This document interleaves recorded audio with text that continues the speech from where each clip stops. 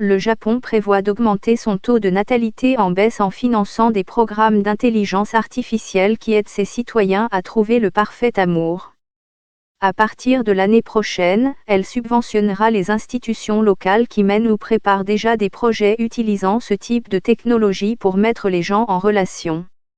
Le nombre de bébés nés au Japon l'année dernière est tombé en dessous de 865 000, un record de faible natalité. Le pays, qui vieillit de plus en plus, cherche des moyens de renverser l'un des taux de fécondité les plus bas du monde. La promotion de l'intelligence artificielle est l'une de ces dernières tentatives.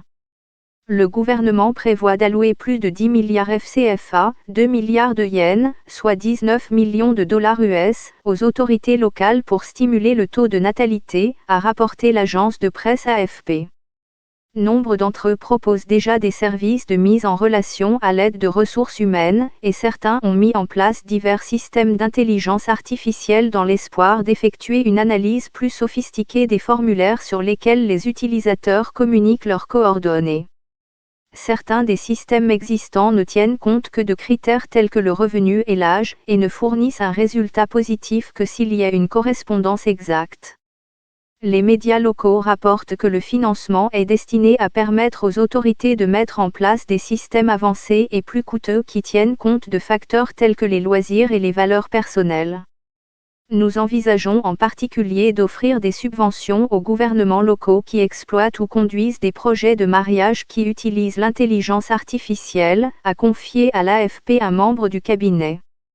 Nous espérons que ce soutien contribuera à inverser la tendance à la baisse du taux de natalité dans le pays, a-t-il ajouté.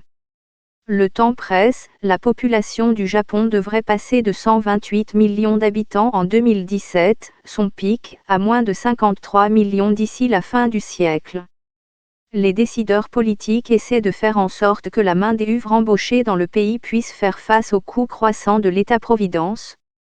Sachiko Horiguchi, anthropologue socioculturel à l'Université Temple du Japon, pense qu'il y a de meilleures façons pour le gouvernement d'augmenter le taux de natalité que de subventionner l'apparentement à l'IA, par exemple en aidant les jeunes qui gagnent de faibles salaires. Le chercheur a fait référence à un rapport récent qui révèle un lien entre les faibles niveaux de revenus et la perte d'intérêt pour les relations amoureuses chez les jeunes adultes japonais.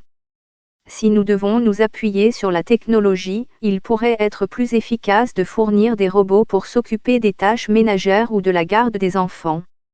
Les experts soulignent depuis longtemps le manque de soutien aux mères qui travaillent au Japon, une société qui attend traditionnellement des femmes qu'elles fassent tous les travaux ménagers, qu'elles élèvent les enfants et qu'elles remplissent également leurs fonctions professionnelles.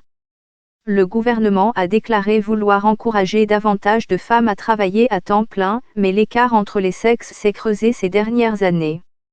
En 2019, le Japon s'est classé 121e sur 153 pays dans un rapport sur l'égalité des sexes publié par le Forum économique mondial, perdant ainsi 11 places par rapport à l'année précédente.